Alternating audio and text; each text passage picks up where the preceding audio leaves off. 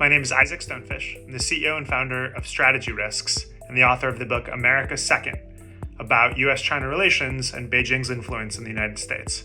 I'm going to take us on a quick history tour of US-China relations to explain how we got to where we are today amidst a devastating trade war between the United States and China, which looks like it's going to get much worse before it gets better.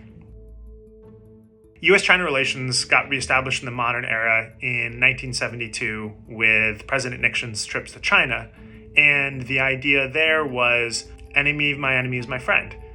The Soviet Union being the main adversary of the United States, the US decided to work closer with China to push back against the Soviet Union. This defined relations until 1989, the era of the dissolution of the Soviet Union and the June 4th Tiananmen Square massacre, where Beijing slaughtered unarmed students on Tiananmen Square, and one of the early events that was broadcast globally in such a way.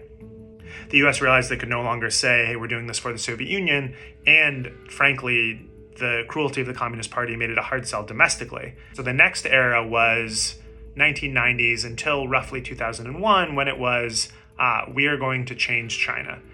Economic trade and political relations will bring liberalization of the Communist Party. This was always a pipe dream, and by 2001, the US had started to move on, and then 9/11 happened.